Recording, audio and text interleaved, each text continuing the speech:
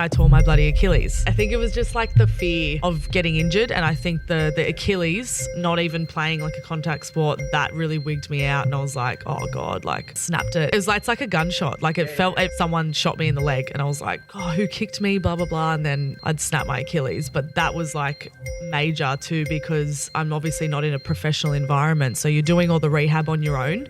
So it's, you don't do it properly, you come back, it still feels shit.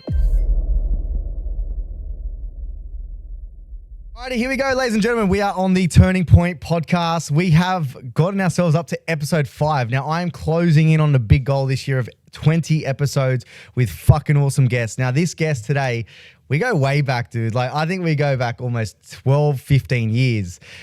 Brookie, you know, you'll probably see her on NRLW, but I want to bring the old Brookie into this chat. So, ladies and gentlemen, we got Brooke Anderson on the show, and she's fucking nervous. Happy to be here. First podcast. Yeah, first podcast. First podcast. Like, yeah. I am actually so pumped. Like, I know you've probably knocked back a couple, but when you said yes to me, I want to know why. I don't know. I think I'm trying to get out of my comfort zone lately. And I think because like we're mates, and I've had a lot to do with your gym as well. I've come to your gym a couple of times. I worked with Luca and Caitlin. Yeah. So I'm like, why not? I just thought, fuck it, let's do it. And I know you got a bit of a story, which I'm so pumped because you've got, and I mean, I was like, I watched it firsthand when going through high school, you know, getting out of high school. You had so many turning points with your career. Yep. So I definitely want to like go back into those moments because I think there is so much learning in that. But what I want to kick this off with first and foremost is really understanding like how the hell did Brooke actually get into sport? Into sport? Yeah. Fuck, I've been into sports since I was a baby. Yeah. I think I've got an older brother, Brent. He's 2 years older than me, and I think I just followed in his footsteps. We've always been a massive footy household. Mm-hmm. So, yeah, as soon as I could get a footy in my hands, and honestly, it's like even through high school, any sport, I'd just give it a crack. 100%. Yeah. You were like, you would put the blokes on show, and I think you still do. So tell us a little bit more about like growing up with sport. Like when did you actually first and foremost like get an actual ball in your hand, and when did you start playing league? Oh, it's hard to remember. I actually think I played union like younger, but those memories are pretty grey. But my first rugby league team was Brighton Seagulls. Mm-hmm, me too. Yeah, was it? Yeah. How did I not know that? I don't know. But I obviously, if you're familiar with our area, being Brighton and Cogger and stuff, I played soccer first down the bottom of the field with Cogger Waratahs. Yeah. And then I said to my mum, I want to try that sport up there. And then it was Brighton Seagulls. And then, so I joined when I was 3-4 years old. Oh, wow. Yeah. So they let me start there. Oh, we must have missed each other. I don't know. I must have been like maybe like 7 or 8. Mm-hmm. I can't remember, but that was my first club. And then obviously there was no women's pathway back then. So I played till about 12, and then I moved to soccer. So I did the opposite. I started with league, went to soccer, and then, You were actually really good at soccer, weren't you? Yeah, I can't even remember what the league was called, but I played soccer for a while. I played it for like, would have been from like 12 to pretty much to when I played sevens. Yep.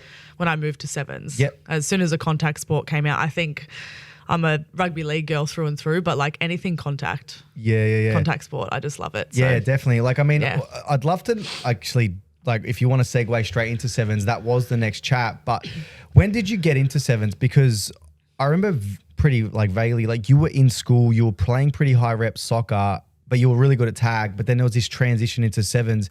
But I remember you just did like some like muck around game, right? Like it was like high school versus high school or something? What was it? Yeah, through school. Yeah. It's funny because, obviously, like even all through school, I used to love league and love all those sports. But it wasn't until I think I would have been in like a year 11 or year 12 that we had a game against I still remember the first game. I can't remember who it was first against, but I remember playing against Endeavour High School. Correct, yeah. And like we were so pumped. Like our girls, half of them never played league before. Yeah. It was the funniest game of my life. But like we played against Endeavour Sports, and like we were so pumped that we didn't get like pumped from them because we thought we were going to get smashed. Yeah. And we actually did okay. And then from there, That I think they must have had scouters or people looking for the schoolgirls teams. Yes. And that's how I got into New South Wales schoolgirls sevens through school.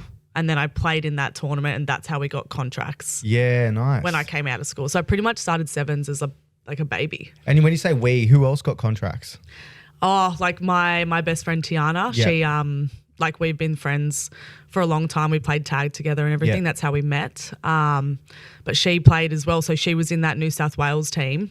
And then there was like 4 other girls that actually play league at the moment as well. There was like 6 of us that we were all babies, and then we all got contracted through that tournament. It's pretty crazy. Like I mean, now there's a lot of like pathways up in the NRLW kind of game, but back then it was a lot of like that cross code transition, right? Like from union over to league, because there wasn't that pathway. Is that right? Yeah. So there was back then the only, and because I remember it clearly because I was playing soccer.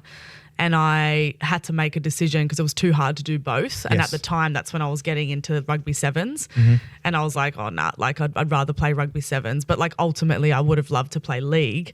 But there was nothing back then. And like with sevens being a worldwide sport, they had the Rio Olympics coming up. And the World Series was just all over the world. So it was something that was hard to pass up. So yeah, I think once I got the opportunity to play rugby sevens, I just took it with both hands and ended up in that program for like 4 years. And yeah, you were in it. Yeah, I was about to say you were in it for a while. Tell me about your time in it though, because I know it wasn't always sunshine and rainbows, was it? To be honest, it wasn't my favorite time there. And like I'm very grateful for the girls that I've met that made my time fun. But it was a bit of a roller coaster at sevens. The culture's very different. I think especially now playing league, like it's just very different. I didn't really enjoy it as much. And I had a lot of injuries. Different if you're not, getting surgery every year. You might have a different experience, but in my experience, I think I would have played a couple of games on the World Series, and I played Youth Olympics. I went to Youth Olympics. I co-captained that team with Tiana. Yeah. That was a really cool experience. That is sick. And then pretty much after that, I done my ACL in London, I think it was. And then that was like the first major injury. And that's like a pretty intense injury to have as a young kid. I would have been How old were you? I would have been like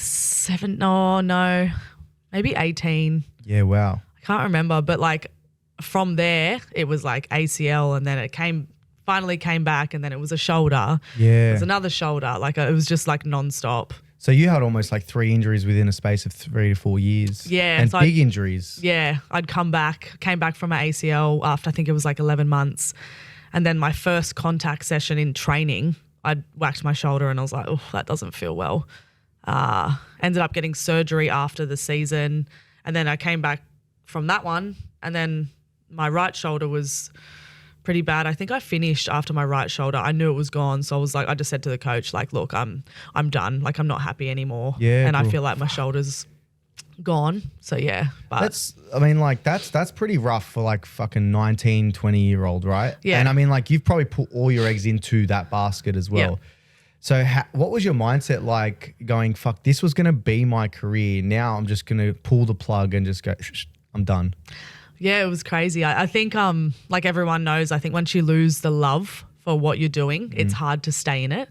And I think for the first few injuries, and it wasn't just the injuries I had surgery on, it was like constant. It was like torn quads and bloody sprained ankles. Like I had everything.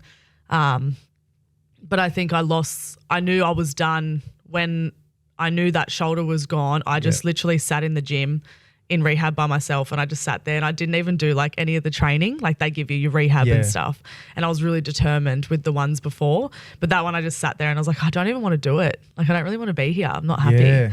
And I think that's when I was like, okay, I think I'm done now because I'm not really happy here. And then I just had a chat with the coach and I was like, look, don't even bother with contracts or speaking in contracts. I think I'm finished. Wow. And so you just felt defeated. Yeah, pretty much. I lost a lot of confidence. I think I played in Dubai Sevens. That was probably the last World Series tournament I played in, and I kind of got my spark back. And I think that was the perfect time to finish because I was like, all right, sort of gave me a little bit of confidence that I was like still good enough. Yes. But still wasn't happy. So I was like, okay, I'm not completely horrendous at footy. I just thought I was so shit. No. So yeah, it was a good time to sort of let it go. With these injuries, I mean, now I'm so grateful to see so many pathways and obviously a big emphasis on strength and conditioning for especially women. But coming up through the ranks, do you think you had enough preparation? Do you think your body had enough proper preparation before these big comps? Like, what do you think was the trigger for all these injuries? I don't know. It's pretty grueling training at sevens, like, and I think even now the squads, like, they're really young. It's a lot of young girls playing. I don't know. When I think about it now, I don't know. We were just young and our bodies probably weren't fully developed. But then also you're like, there's no walking in sevens. Like, even in training, it's like run to this and run to that. Like the training's pretty intense. Yeah. And I think I remember trying to bulk. Like, they kept saying, you need to put on weight. And I just couldn't because of like the amount of running we did. So I was just like this skinny little thing. And it's like, it's a sport where it's in like a lot of open space. So you're more prone to, I don't know, the injuries, those kind of injuries. Yeah, whereas now playing league, it's more like head knocks and bruised and bashed. You love a good head knock, don't you? Oh, I've had a few. Fucking hell. I've had a few. So how old were you then? Like, obviously sitting in the gym, felt defeated. What was your age then? Oh, I think I was 21. Yeah, because wow. I remember starting sevens. I would have been like 16, 17-ish. And then I was there. I remember leaving at like 21, I think. And then, yeah. You haven't been in the NRLW now for 9 years. So No. From the age of 21, what happened after that? Well, I was kind of dirty at myself because I didn't, like, obviously when you're a young kid, I thought I was living the dream. I was like, I get to travel the world, play footy. Like, that's all I did. The money wasn't great, but like, you're pretty much living your dream. Didn't do any study. I was a bit of a nuisance in school. Didn't listen. I think all my reports said that I had a short attention span. I'd always get in trouble for talking in class. I think they just copy and pasted ours. But yeah, I don't know. It was just, I don't know. I wish I'd studied more, and I'm better now. I've been doing, like, in league, you can do courses, you get grants to do all that stuff. So it helps set you up after. But I just didn't do anything. So when I came out, I was like, oh God, like, what am I meant to do now? I was kind of lost. And I remember my brother was in construction, and back then, like, traffic control wasn't a huge thing. Not everyone was doing it. And he's like, oh, just get these tickets and jump on a job site. So I started as a traffic controller at a company called Moitz. And then it was like so much fun too. And then from there, you just get more tickets, your forklift license, hoist, you can labour. And then I ended up getting on with a builder. And yeah, I've been in construction since I came out of sevens. I've been in construction for 8 years now, probably. I'm 30, about 8-9 years. Wow. But yeah, that's all I've been doing since. And, I'm good at it. I've got that kind of personality. So yeah, that's pretty much what I did. Yeah, wow. So again, that is such a big turning point because again, you've mentioned that obviously you felt like you were doing the dream, you were living the dream, but then you got defeated with all these injuries and it almost shattered in front of your eyes. But then you got back into something, the NRL. What, how the fuck did you do that? And why did you do that? That was random. Yeah.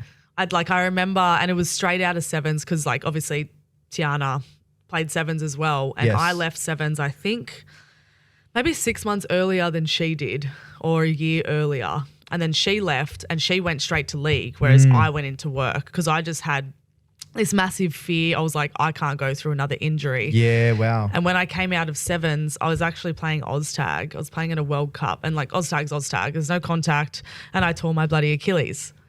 So Far out. I was about yeah. to say though, OzTag can be fucking dangerous. Yeah, I know. Caitlin did her ACL right next to me, and I was like, yeah. oh no. Yeah, it's. I think it was just like the fear of getting injured, and I think the Achilles, not even playing like a contact sport, that really wigged me out, and I was like, oh God, Was it a complete rupture? Yeah, snapped it. It was it's like a gunshot. It felt like someone shot me in the leg, and I was like, oh, who kicked me, blah, blah, blah. And then, obviously I'd snapped my Achilles, but that was major too because I'm obviously not in a professional environment. So you're doing all the rehab on your own. So you don't do it properly. You come back, it still feels shit. 100%. But getting to my point, Tiana went straight to league. I went into work, and she told me like straight away, she's like, bro, you'd love league, like come play league, like blah blah blah. And I was just like, no, I can't. Like I can't deal with the injuries. I don't even know if I'm good enough. Like I had no confidence. And it wasn't until like I had a 5-year gap. When people ask, I'm like, I had a 5-year gap. So I worked in construction, just sold construction for 5 years. And then it wasn't until like off a whim that I was like, I just snapped one day. I was at work and I was like, what am I doing? I was like, I'm literally like, we work in construction. Everyone knows it's the grueling hours. Yeah. You work from like 6:30 to 5 p.m. in the Arvo. It's 6 days a week. And that's all I was doing for years. And I was like, oh, like if I don't actually do something that I love, I'll probably regret it when I'm too old to try. Yeah. And it wasn't, that's pretty much, I had a snap moment at work and I just said, oh, you know what, fuck it, I'm going to call her. I called T and I was like, how do I start? Like, how do I get into league? I just want to give it a crack. That's how it started. That's mad. I It's mean, just like random. That is a turning point in itself right there. You know, like you were clearly not being fulfilled with what you were doing and you knew that you had something else left in you. Yeah. And then you obviously you just went bias to action. You said, look, T, like, what do I got to do? Yeah. And I'll fucking do it. So what was it? Like from that phone call, how did you start getting into the NRLW? So back then it's a bit weird how the comps all work because it's like changing constantly because we're trying to grow the game, obviously. Yep. But back then there still is a comp called Harvey Norman, but it's run alongside the NRLW now. So it's like a feeder. So is that like the New South Wales Cup? Yeah. Yep. Equivalent to New South Wales Cup. But back then it was everyone would play Harveys and then everyone would play NRLW. It sort of ran at different times. So you could play all of them. Right. So I jumped she just said, come down to training one day at the Sharks. And I was like, yep, fuck it. Went down to a training and just trained on with them. And obviously. Were the Sharks an actual team yet at that point? Oh, no. So they weren't in the NRLW yet. I'm pretty sure the teams back then would have been, there was like 6. Yeah, there wasn't many yet. 6 teams. When was it? When was this? Like what year was this? Oh, I think it was 2022. Right. So when just I after started. COVID. Yeah, or maybe it was, it would have been 2022 actually, because that's the year I played for Para. So I played Harvey Norman with Sharks. Yep. Ended up getting a run from them. Yes. And then I ended up getting scouted from Para. And ended up at Para. That was my debut club. And in that debut season, you guys made the grand final? Yeah, honestly, I don't know how. That's crazy. It's a bit weird. It was a weird comp back, like obviously with like less teams. Yeah. Like, it was crazy because we had a really good team, like so many class athletes in that team, but we just couldn't put it together. But for some reason on points, we made it through on points and we were all just like shocked as each other. We were all like, fuck, how did we get here? Yeah. And we ended up we played Roosters in the semi, and Roosters are obviously a world-class team as well. 100%. We ended up knocking them out and we were in the grand final, and I was like, wow, this Crazy. is cool. So first season in. Like, did you have a moment in the dressing sheds before you went out and you were like, wow, like I'm fucking here? Did you have a moment like that? I think that whole season I felt like that because like I remember when I first, and there's a photo of me in a Brighton Seagulls jersey. Yeah. I think it's on my Instagram, but I had that and then I did like a mimic photo of it in my Para jersey. I think it was just a pinch me moment that I was actually playing league because like I didn't think I'd ever play league. Like it was just like a baffling moment. I was like, wow, I'm actually here having fun playing league. Yeah. This is cool. And like on a massive stage, grand final, a core stadium. Yep. Was there like a big crowd? Because you're the game just before the blokes, The right? men's. Yeah. Massive crowd, like something new for me. Obviously, I'd never experienced something like that before, especially in league. And then I ended up didn't score my whole season, like hadn't scored a try, and then ended up scoring the first try in the grand final. Half? Yeah. So I was like, I've scored my first try in a grand final. Crazy. I remember that. I remember watching it and I was like, I felt pretty proud for you because I knew that was your rebuild, and I love stories like this, where people will definitely turn things around and they find something within themselves. Yeah. And you're a battler. You love doing hard shit. Yeah. So seeing you come back and go through a season without an injury Yeah. and then fucking get in the grand final and score, like that was pretty sick. Yeah, it was a cool moment. Yeah. I think it was cool to score like my first ever NRLW try in a grand final like that. 100%. It was cool. But then from there, like you started to go and make rep sides, right? Like the Maoris, the Kiwis. Yep. Tell me a little bit more about those experiences. Like they're really cool experiences. Like All Stars it's pretty much about culture. Yes. Like no one really cares about the footy. Like obviously we're all there to play footy, but 100%. the week's more about culture and, learning and everything. And, I haven't had close connections to my Māori side. My dad's dad passed away when I was in high school. Mm-hmm. So I didn't really get to the age where I'd ask questions about my culture.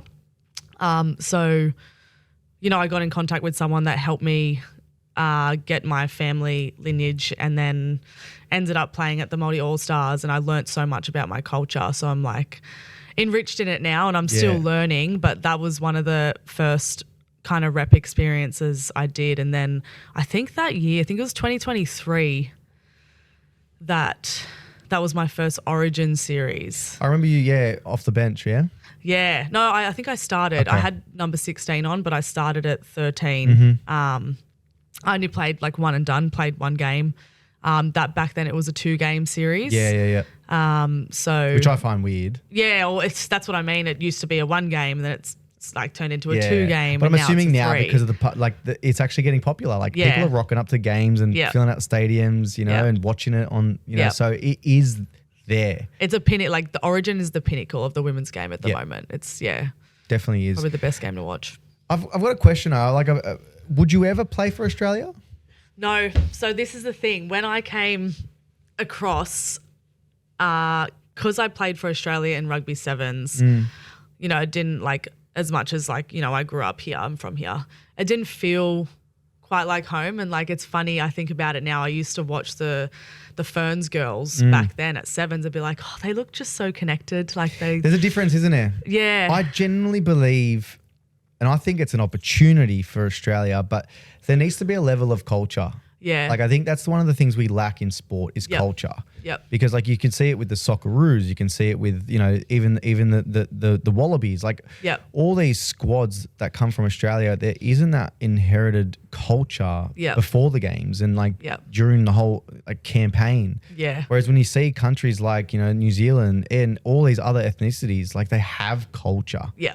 Like I saw it on my deployment, like the Kiwis, they just connected so well with the Iraqis because they just knew culture. Yep.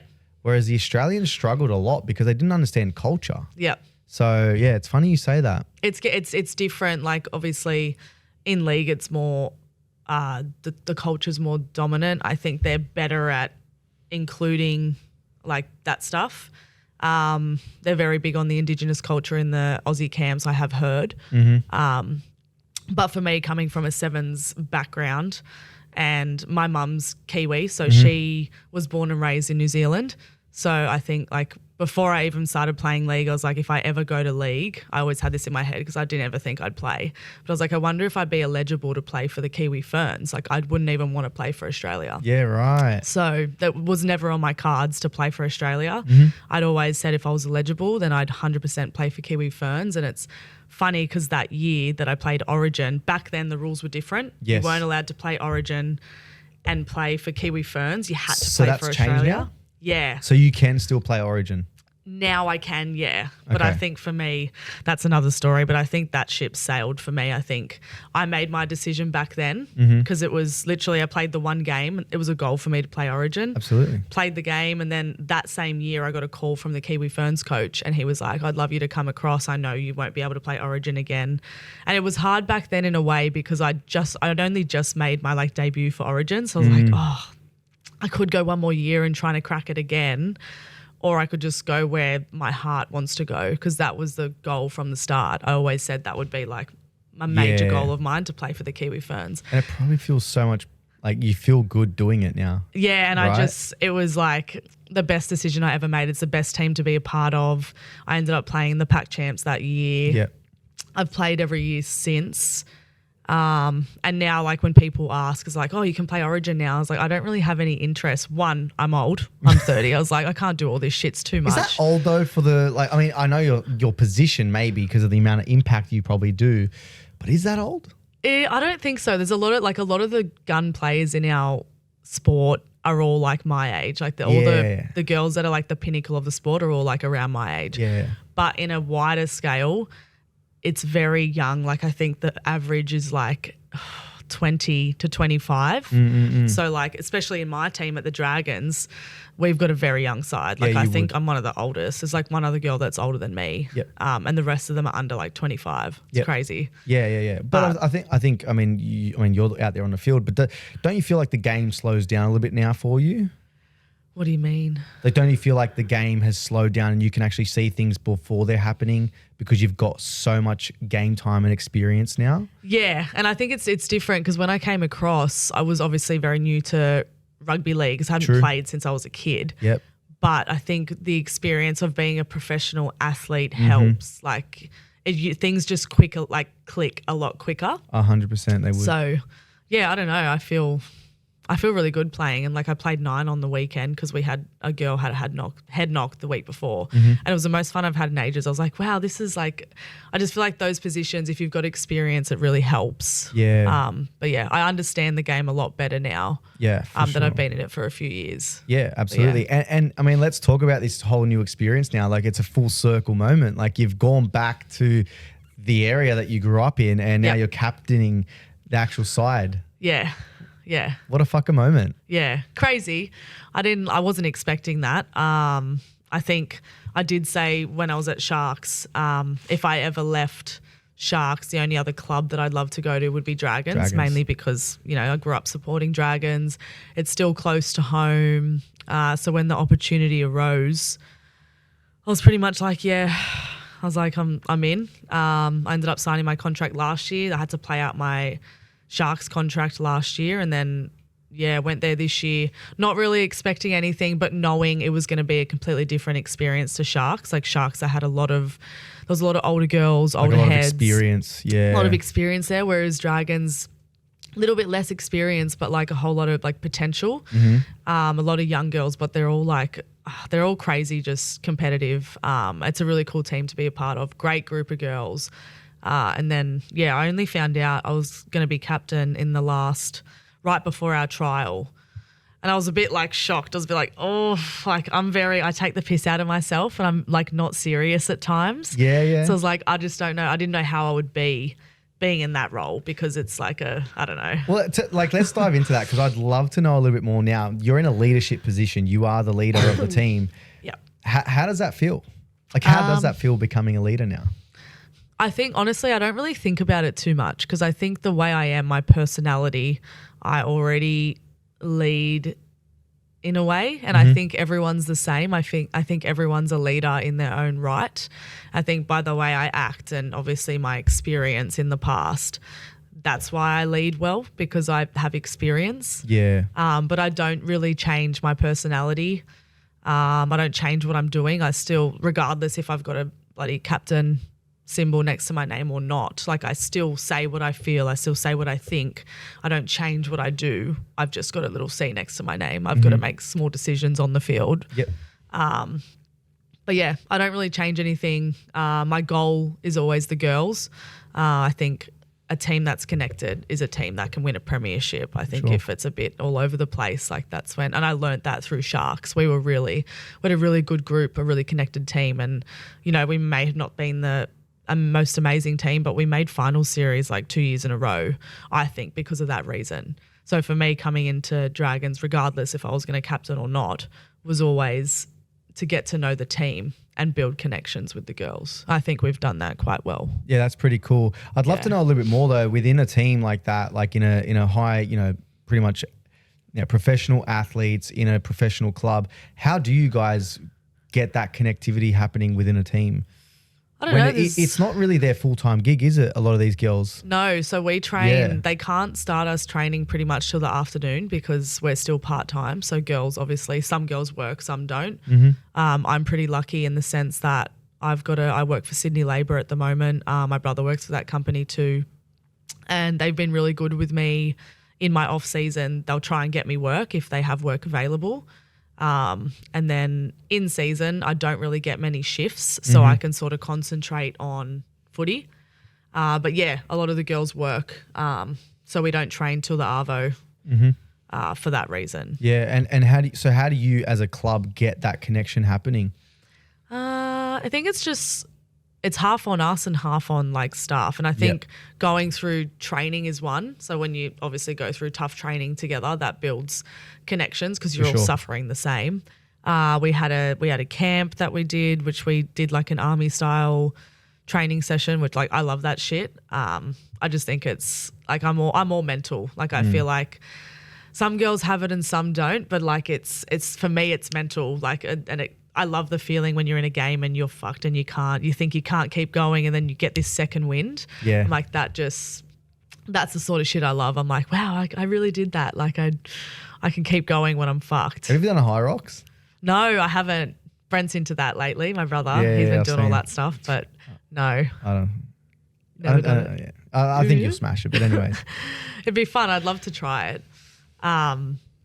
But yeah, little things like that. And I think honestly, I think like it sounds bad to say, but like nights out, like getting pissed with the girls is always the best one too. That's like, I'm very old school. It's actually changed a lot because back in the day, we were all like, that's how we all bond. So it's mainly all the older girls. Like we're not alcoholics, but we do enjoy a drink. So we're all out getting pissed. And the younger ones are more like, oh, like I'm not going to have a drink or whatever, which is so fine because like I would never put pressure on anyone. For sure. But just the culture is so different compared to like the younger girls now and the older girls. Well, the Gen Zs, like this new generation, they really give a shit about their health. Yeah, which is great. Yeah, it's amazing. Yeah. And I'm really keen to see what their body's like at 30 and how much I reckon it's going to push the retirement age a little bit further out. Yeah, like I think 100%. we're going to see even in the men's game, like blokes retiring at like 39, 40. Yeah. Because this new generation, like they don't care about alcohol, like abuse and stuff like that. They would prefer to feel fresh and get ready to go every week. So 100%. Crazy like times there. But I want to definitely like dial this in now, just talking a little bit more about kind of like where you're at right now. Like obviously you've just signed up to the Dragons now. Is that like for the next 2 years, 3 years, what's that contract looking like for you? So I'm signed this year and next year. And then obviously I'll probably renegotiate. Sorry. I'll probably renegotiate maybe at the end of this year. I think it's all about security for us, and like especially with touchwood injury and everything, you want to make sure that you're secured and you've got a future. Yes. Otherwise you don't want to be stuck with no contract. For sure. Especially with, injuries and everything that happens in league. But for now, I'm locked up for now and next year, and I'll negotiate at the end of the year. And then there's also a World Cup this year. So I've obviously been playing, pack champs for the past 3 years with the Kiwi Ferns, and this year is now World Cup. And I think... How many teams are in it for the women's game? Oh, I actually don't know. I think it's 6. Is there a Lebanon team? No. No way. Nah, not in the women's. That would be so sick. There is in the men's though, isn't there? There is. Yeah, not in the women's. I think it's there's 2 pools. Yeah, that's I good. think, or there might be 3. I actually don't know. I haven't even looked. All I know is what the Kiwi Ferns games are, like where they are. Oh, where are they? And who we play. So I think we've got Fiji, Papua New Guinea, and maybe Samoa, but I'm not 100% sure. But there are a few different locations. I think one's in Christchurch, one's in Newcastle, and one's in Brizzy or Gold Coast. Yeah, right. Somewhere What's up the there. most brutal team? Aussies. Really? Yeah, they've been the pinnacle. Yeah. And like it kind of sucks because the gap it's so massive, big in the women's, and it's usually Kiwi Ferns and Aussies that always end up in the final. Although the last couple of years, like Samoa had a really good team last year. Yeah. And it's like the gap's coming closer, but now with the origin change, like the rule change, girls can go anywhere and still play origin. Yes. So I think this World Cup will be so much different because you'll have a lot of player movement. There's already girls that are changing from playing from Aussie. They want to come and play for the Kiwi Ferns. Wow, really? Yeah. And what about like Tonga and Samoa? Like, what about those teams? Are girls going there as well? Well, pretty much, because it kind of opens like up the floodgates. If girls that are in especially in our Kiwi Ferns team, if they've got Samoan heritage and they don't make the Ferns squad, they can then go to Samoa. Yes. Like, it just depends where the girls want to play now. So you almost got like 2 chances. Yeah. Yeah, that's pretty sick. Pretty much. So yeah, I think the World Cup's going to be a massive tournament.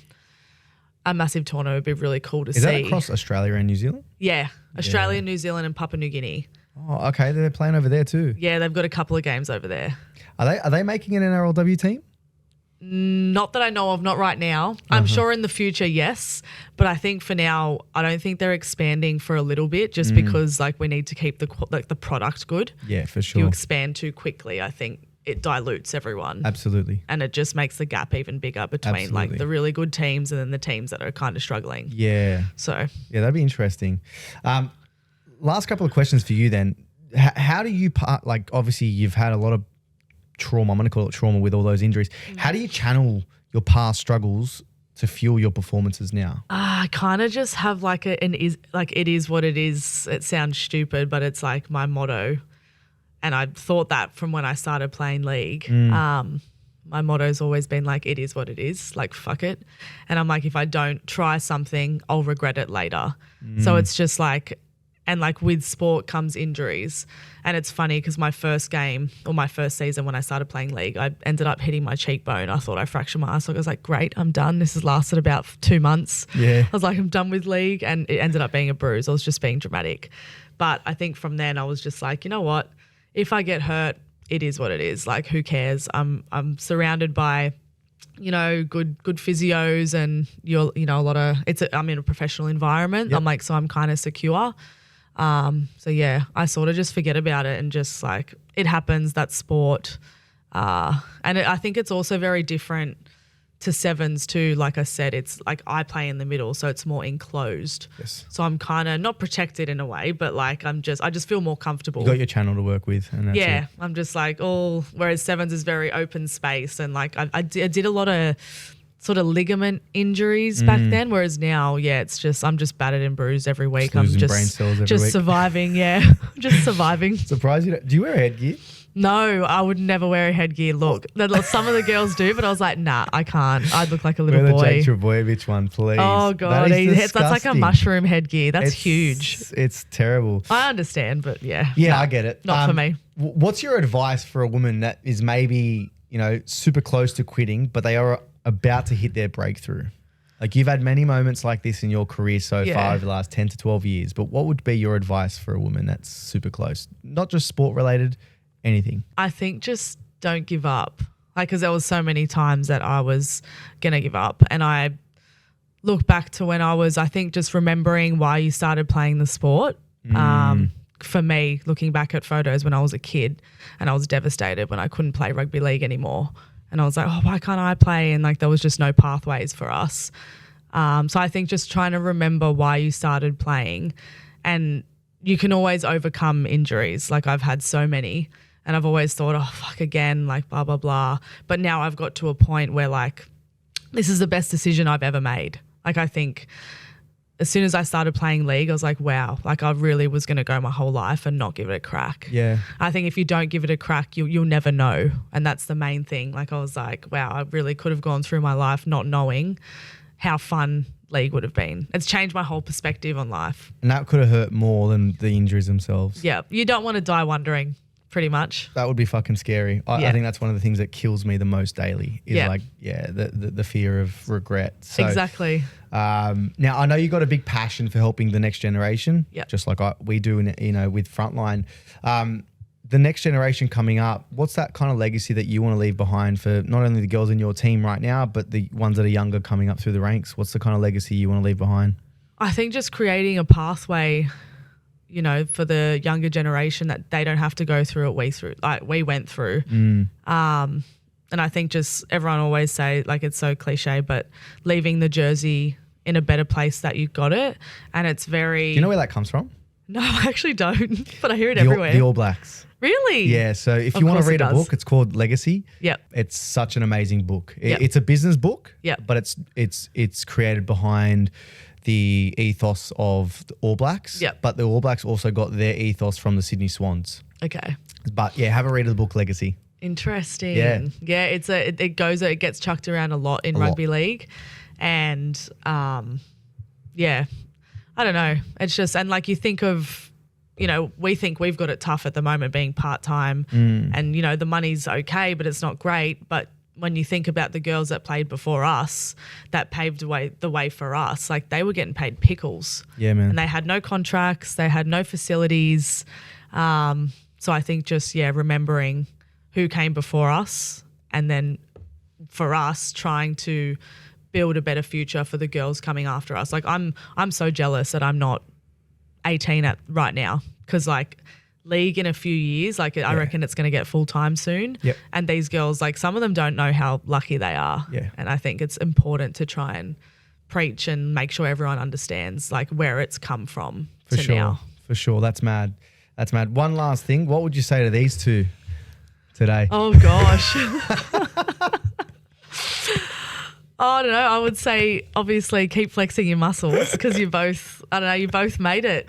I think it's crazy. I think, Hey, these two dickheads. Little babies. Fucking hell. Little babies. But it's crazy to think, you know, we were in high school once, just little idiots, had no idea what we're going to do. And you're here doing great things. And, you know, I'm playing a sport I love.